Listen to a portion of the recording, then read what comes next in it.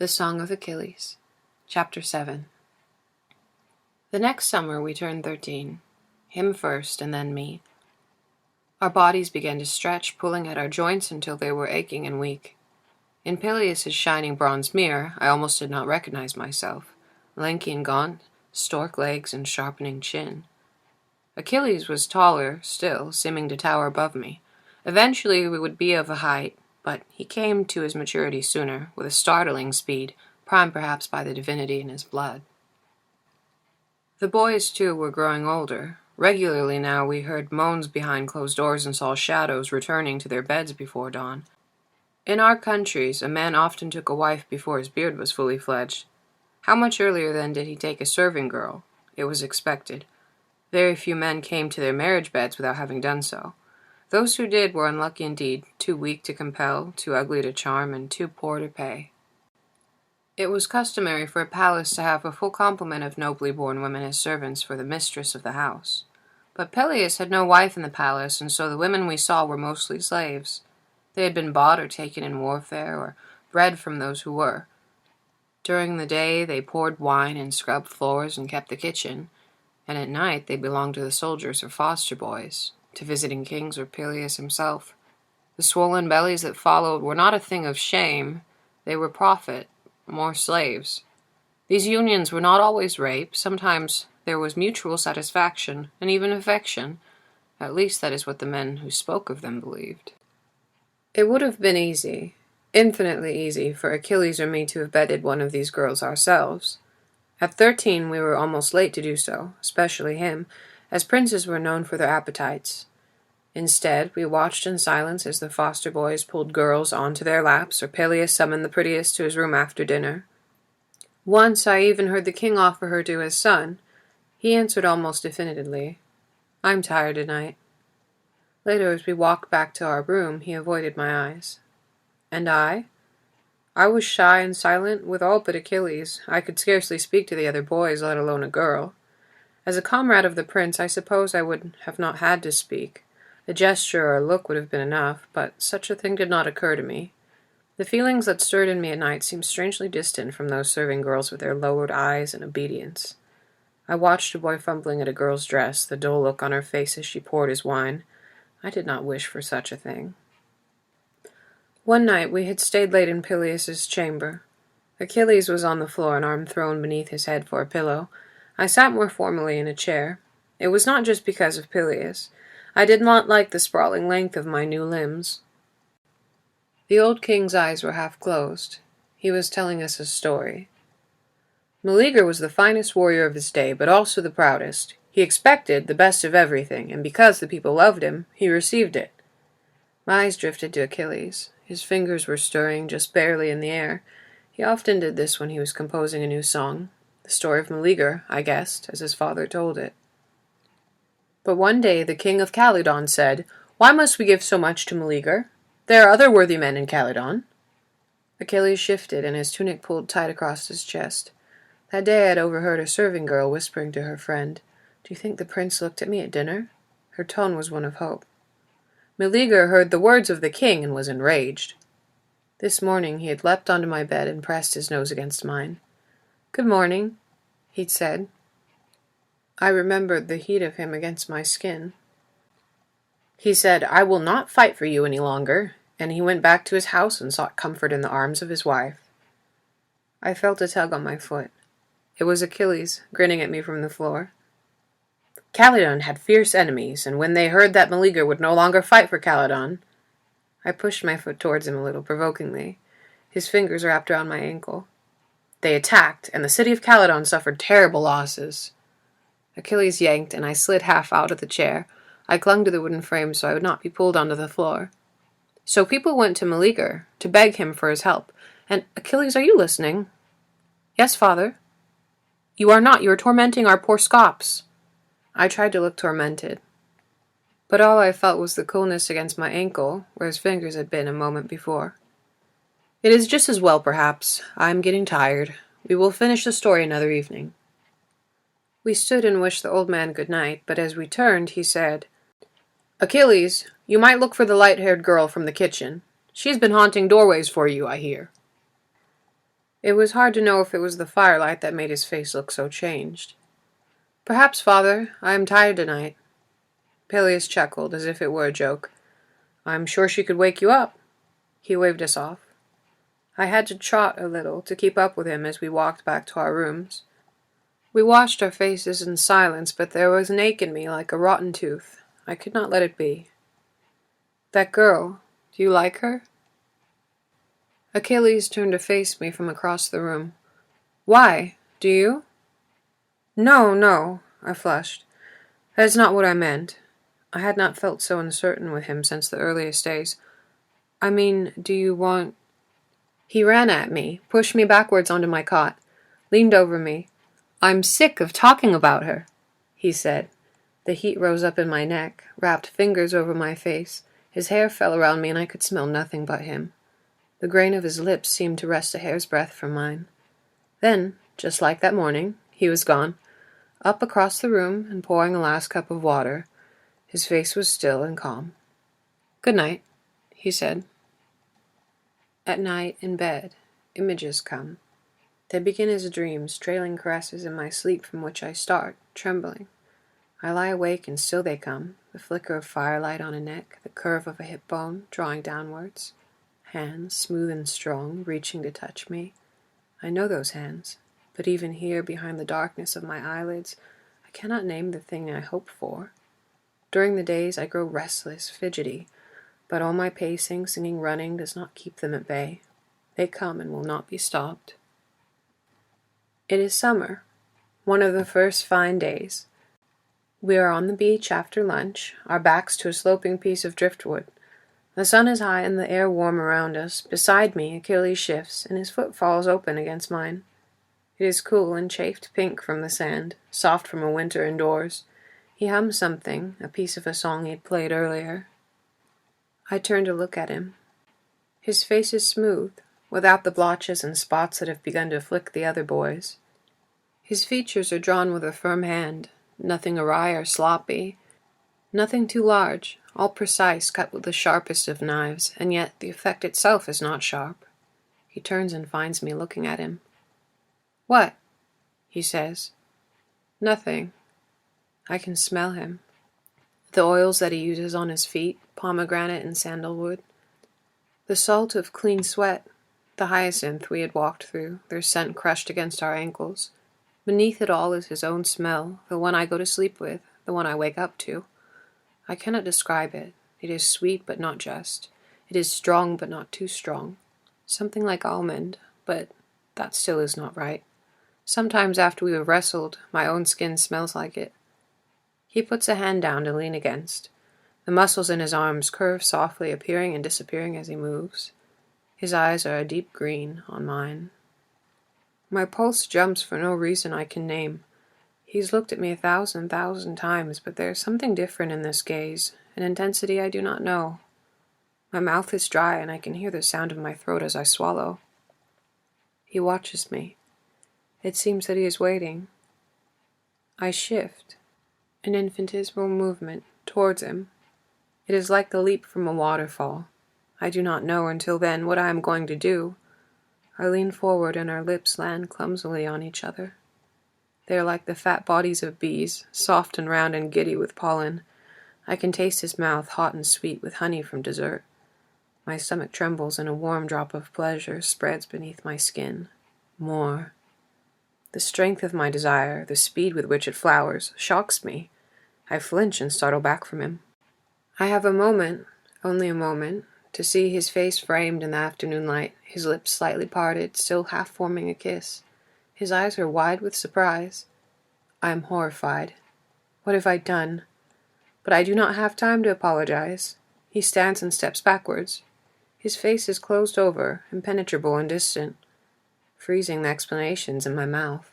He turns and races, the fastest boy in the world, up the beach and away. My sight is cold with his absence. My skin feels tight, and my face, I know, is red and raw as a burn. Dear gods, I think, let him not hate me. I should have known better than to call upon the gods. When I turned the corner onto the garden path, she was there, sharp and knife bright, A blue dress clung to her skin as if damp. Her dark eyes held mine, and her fingers, chill and unearthly pale, reached for me. My feet knocked against each other as she lifted me from the earth. "I have seen," she hissed, the sound of waves breaking on stone. I could not speak. She held me by the throat. "He is leaving." Her eyes were black now, dark as sea-wet rocks and as jagged. "I should have sent him long ago. Do not try to follow." I could not breathe now, but I did not struggle. That much at least I knew. She seemed to pause, and I thought she might speak again. She did not, only opened her hand and released me, boneless, to the ground. A mother's wishes.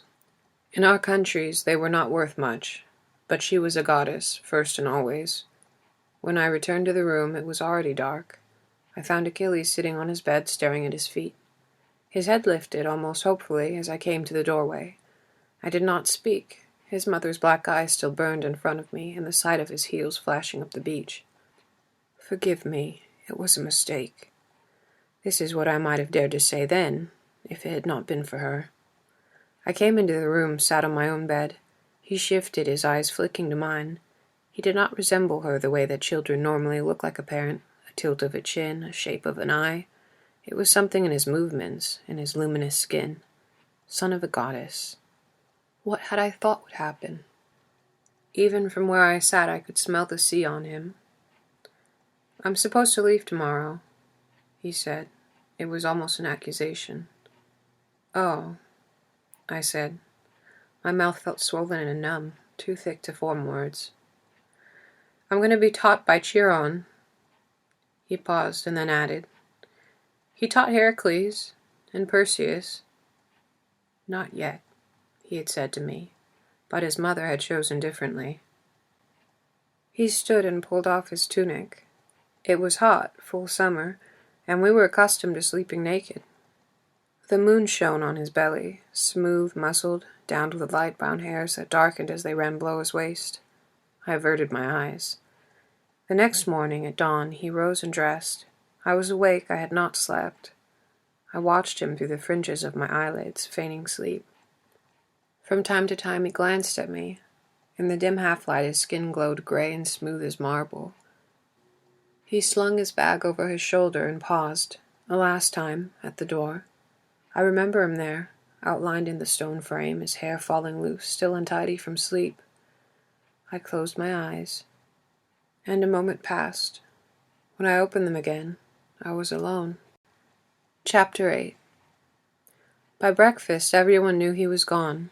Their glances and whispers followed me to the table, lingered as I reached for food. I chewed and swallowed, though the bread sat like a stone in my stomach. I yearned to be away from the palace. I wanted the air. I walked to the olive grove, the earth dry beneath my feet.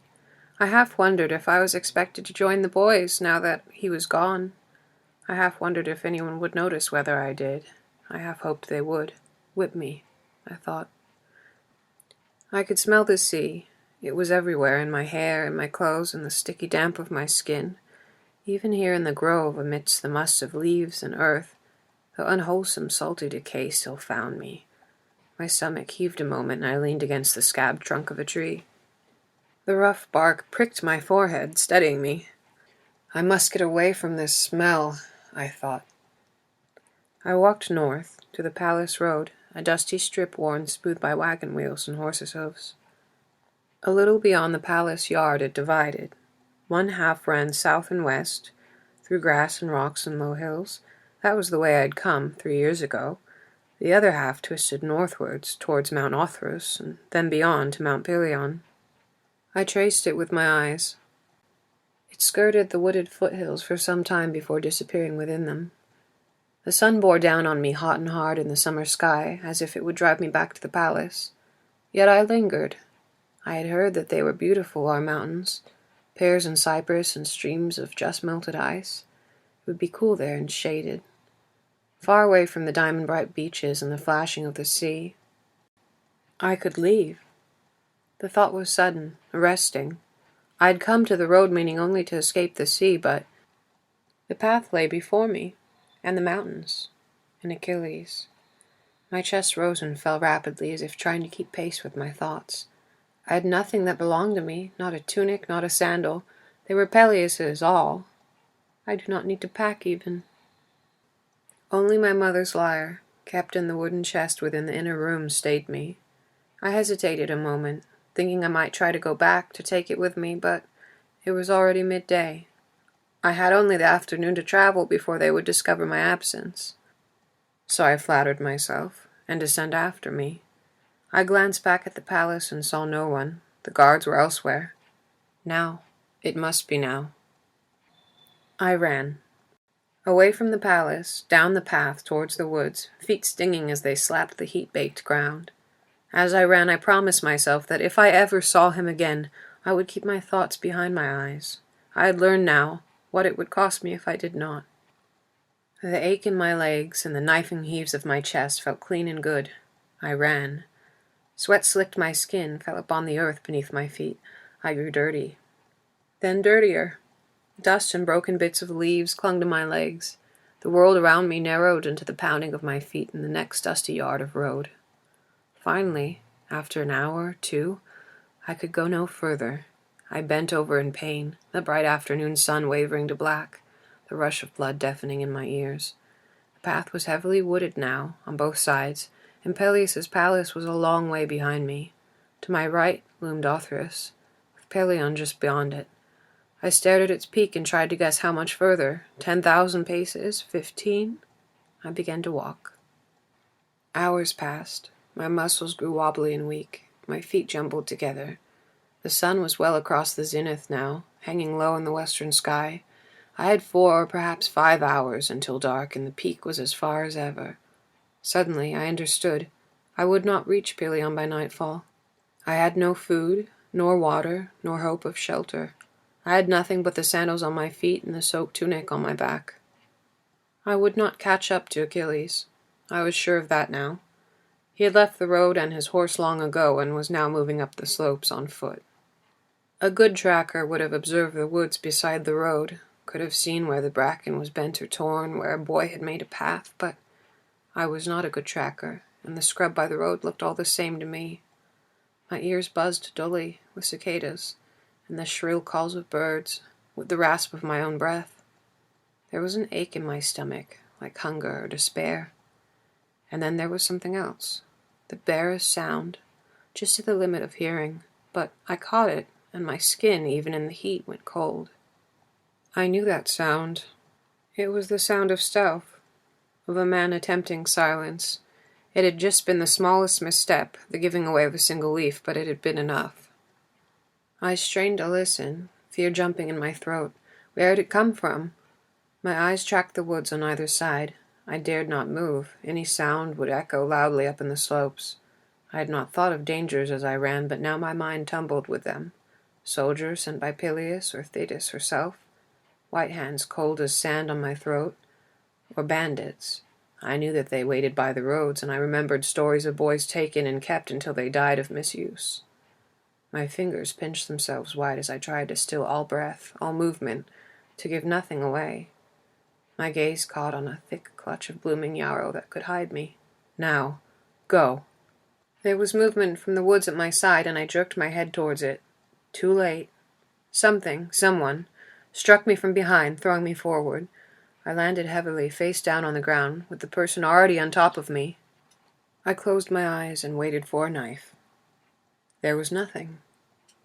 Nothing but silence and the knees that pinned my back. A moment passed, and it came to me that the knees were not so very heavy and were placed so that their pressure did not hurt. Patroclus! Patroclus! I did not move.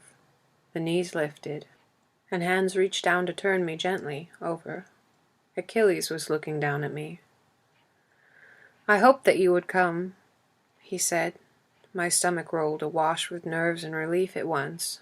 I drank him in, the bright hair, the soft curve of his lips upward. My joy was so sharp I did not dare to breathe. I do not know what I might have said then. I'm sorry, perhaps, or perhaps something more. I opened my mouth. Is the boy hurt? A deep voice spoke from behind us both. Achilles' head turned. From where I was, beneath him, I could see only the legs of the man's horse, chestnut, fetlock stoled with dust. The voice again, measured and deliberate. "I'm assuming, Achilles Pleiades, that this is why you have not yet joined me on the mountain?" My mind groped towards understanding. Achilles had not gone to Chiron. He had waited here, for me. "Greetings, Master Chiron, and my apologies. Yes, it is why I have not come." He was using his prince's voice. "I see." I wished that Achilles would get up. I felt foolish here on the ground beneath him, and I was also afraid. The man's voice showed no anger, but it showed no kindness either. It was clear and grave and dispassionate. "Stand up," it said. Slowly, Achilles rose. I would have screamed then if my throat had not closed over with fear. Instead, I made a noise like a half-strangled yelp and scrambled backwards. The horse's muscular legs ended in flesh, the equally muscular torso of a man. I stared at that impossible suture of horse and human, where smooth skin became a gleaming brown coat. Beside me, Achilles bowed his head. "Master Centaur," he said, "I'm sorry for the delay. I had to wait for my companion." He knelt, his clean tunic in the dusty earth. "Please accept my apologies. I've long wished to be your student." The man's, Centaur's face was serious as his voice. He was older, I saw, with a neatly trimmed black beard. He regarded Achilles a moment. "You do not need to kneel to me, Pleiades, though I appreciate the courtesy. And who is this companion that has kept us both waiting?" Achilles turned back to me and reached a hand down. Unsteadily, I took it and pulled myself up. "This is Patroclus." There was a silence, and I knew it was my turn to speak. "My lord," I said, and bowed. "I'm not a lord, Patroclus, no shades." My head jerked up at the sound of my father's name. "I'm a centaur and a teacher of men. My name is Chiron." I gulped and nodded. I did not dare to ask how he knew my name. His eyes surveyed me. "You are overtired, I think. You need water and food, both. It is a long way to my home on Pelion, too long for you to walk, so we must make other arrangements." He turned then, and I tried not to gawk at the way his horse legs moved beneath him. "You will ride on my back," the centaur said. "I do not usually offer such things on first acquaintance, but exceptions must be made." He paused. "You have been taught to ride, I suppose?" We nodded quickly. "That is unfortunate. Forget what you learned. I do not like to be squeezed by legs or tugged at. The one in front will hold on to my waist. The one behind will hold on to him. If you feel that you're going to fall, speak up." Achilles and I exchanged a look quickly. He stepped forward. "How should I—" "I will kneel." His horse legs folded themselves into the dust. His back was broad and lightly sheened with sweat. "Take my arm for balance," the centaur instructed. Achilles did, swinging his leg over and settling himself. It was my turn. At least I would not be in front, so close to that place where skin gave way to chestnut coat. Chiron offered me his arm, and I took it. It was muscled and large, thickly covered with black hair that was nothing like the color of his horse half. I seated myself, my legs stretched across that wide back, almost to discomfort. Chiron said, "I will stand now." The motion was smooth, but still I grabbed for Achilles. Chiron was half as high again as a normal horse, and my feet dangled so far above the ground it made me dizzy. Achilles' hands rested loosely on Chiron's trunk.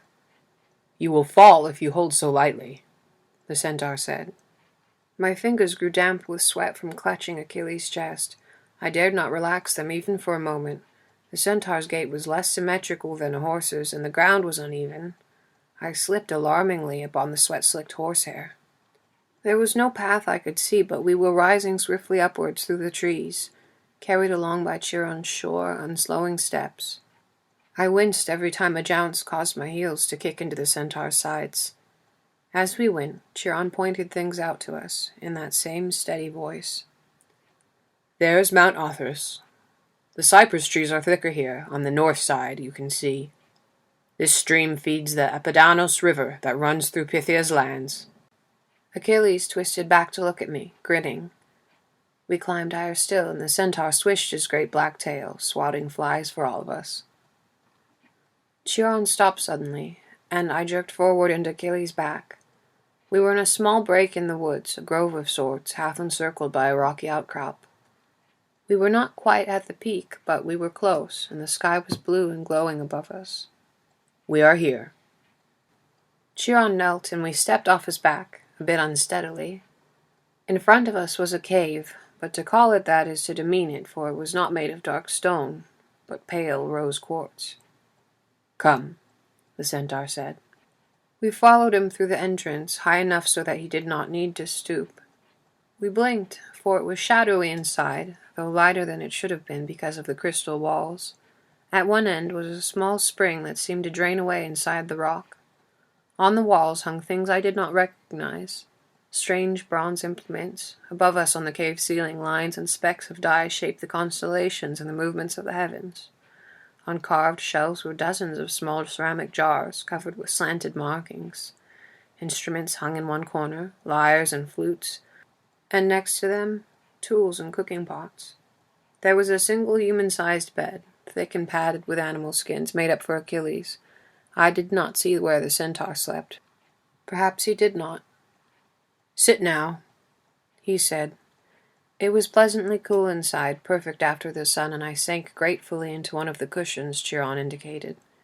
He went to the spring and filled cups, which he brought to us. The water was sweet and fresh. I drank as Chiron stood over me. "You'll be sore and tired tomorrow," he told me, "but it will be better if you eat." He ladled out stew, thick with chunks of vegetables and meat, from a pot simmering over a small fire at the back of the cave. There were fruits, too, round red berries that he kept in a hollowed outcropping of rock. I ate quickly, surprised at how hungry I was. My eyes kept returning to Achilles, and I tingled with a giddy buoyancy of relief. I have escaped. With my new boldness, I pointed to some of the bronze tools on the wall. "What are those?" Chiron sat across from us, his horse legs folded beneath him. "They are for surgery," he told me. Surgery? It was not a word that I knew. "Healing. I forgot the barbarities of the Low Countries." His voice was neutral and calm, factual. "Sometimes a limb must go. Those are for cutting. Those are for suturing. Often, by removing some, we may save the rest." He watched me, staring at them, taking in the sharp, saw-toothed edges. "Do you wish to learn medicine?" I flushed. "I don't know anything about it." "You answer a different question than the one I asked." "I'm sorry, Master Chiron." I did not want to anger him. He will send me back. "There is no need to be sorry. Simply answer." I stammered a little. Yes, I would like to learn. It seems useful, does it not?" "It is very useful." Chiron agreed. He turned to Achilles, who had been following the conversation. "And you, Peleus? Do you also think medicine is useful?" "Of course," Achilles said. "Please do not call me Peleus. Here I am. I'm just Achilles." Something passed through Chiron's dark eyes, a flicker that was almost amusement. "Very well. Do you see anything you wish to know of?" "Those." Achilles was pointing to the musical instruments, the lyres and flutes and the 7-string guitar. "Do you play?" Chiron's gaze was steady. "I do." "So do I," said Achilles. "I have heard that you taught Heracles and Jason, thick-fingered though they were. Is that true?" "It is." I felt a momentary unreality. He knew Heracles and Jason. He had known them as children. "I'd like you to teach me." Chiron's stern face softened. "That is why you have been sent here, so that I may teach you what I know." In the late afternoon light, Chiron guided us through the ridges near the cave. He showed us where the mountain lions had their dens, where the river was slow and sun-warm for us to swim. "You may bathe if you like." He was looking at me. I had forgotten how grimy I was, sweat-stained and dusty from the road. I ran a hand through my hair and felt the grit. "I will too," Achilles said. He pulled off his tunic, and a moment after I followed. The water was cool in the depths, but not unpleasantly so. From the bank Chiron taught still. "Those are loaches, do you see, and perch. That is vimba. You will not find it further south. You may know it by the upturned mouth and silver belly." His words mingled with the sound of the river over its rocks, soothing any strangeness there may have been between Achilles and me. There was something in Chiron's face, firm and calm and imbued with authority, that made us children again, with no world beyond this moment's play and this night's dinner. With him near us, it was hard to remember what might have happened on the day by the beach. Even our bodies felt smaller beside the centaur's bulk. How had we thought we were so grown? We emerged from the water sweet and clean, shaking our hair in the last of the sun. I knelt by the bank and used stones to scrub the dirt and sweat from my tunic. I would have to be naked until it dried, but so far did Chiron's influence stretch that I thought nothing of it. We followed Chiron back to the cave, our wrung-dry tunics draped over our shoulders. He stopped occasionally to point out the trails of hare and corncrakes and deer. He told us we would hunt for them in days to come and learn to track. We listened, questioning him eagerly. At Peleus's palace there had only been the dour lyre-master for a teacher, or Peleus himself, half drowsing as he spoke. We knew nothing of forestry or the other skills Chiron had spoken of. My mind went back to the implements on the cave's wall, the herbs and tools of healing. Surgery was the word that he had used. It was almost full dark when we reached the cave again. Chiron gave us easy tasks, gathering wood and kindling the fire in the clearing at the cave's mouth. After it caught, we lingered by the flames, grateful for their steady warmth and the cooling air. Our bodies were pleasantly tired, heavy from our exertions, and our legs and feet tangled comfortably as we sat. We talked about where we'd go tomorrow, but lazily, our words fat and slow with contentment. Dinner was more stew and a thin type of bread that Chiron cooked on bronze sheets over the fire. For dessert, berries with mountain-gathered honey. As the fire dwindled, my eyes closed in half-dreaming. I was warm, and the ground beneath me was soft with moss and fallen leaves. I could not believe that only this morning I had woken in Peleus's palace. This small clearing, the gleaming walls of the cave within, were more vivid than the pale white palace had ever been. Chiron's voice, when it came, startled me. "I will tell you that your mother has sent a message, Achilles."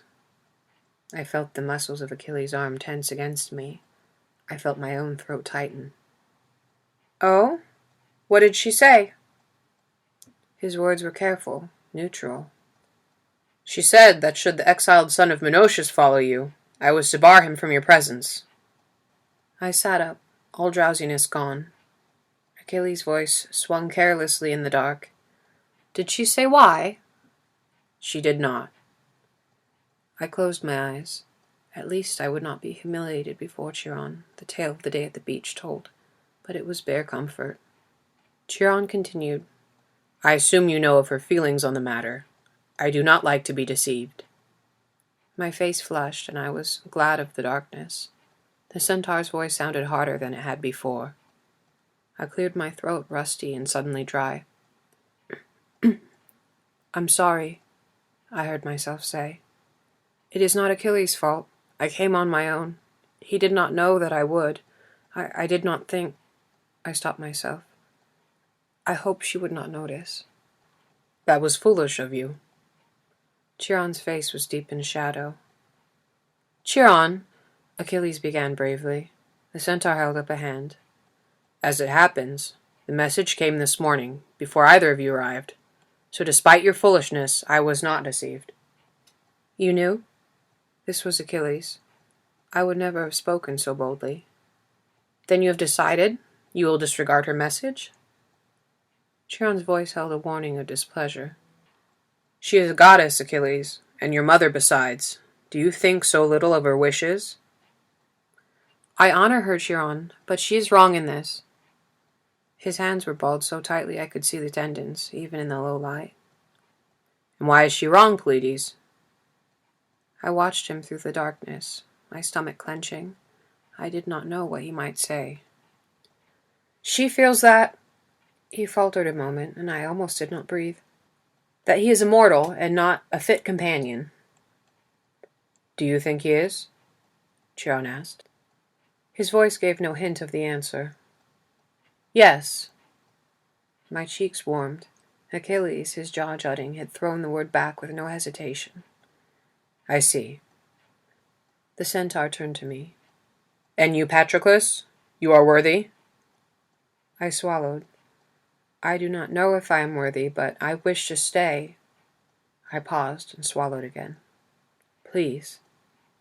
There was silence. Then Chiron said, When I brought you both here, I had not decided yet what I would do. Thetis sees many faults, some that are and some that are not. His voice was unreadable again. Hope and despair flared and died in me by turns. She is also young and has the prejudices of her kind. I am older and flatter myself that I can read a man more clearly. I have no objection to Patroclus as your companion. My body felt hollow in its relief, as if a storm had gone through. She will not be pleased, but I have weathered the anger of gods before. He paused. And now it is late, and time for you to sleep. Thank you, Master Chiron. Achilles' voice earnest and vigorous. We stood, but I hesitated. I just want... My fingers twitched towards Chiron. Achilles understood and disappeared into the cave. I turned to face the Centaur. I will leave if there will be trouble. There was a long silence, and I almost thought that he had not heard me. At last he said, Do not let what you gain this day be so easily lost. Then he bade me good night, and I turned to join Achilles in the cave.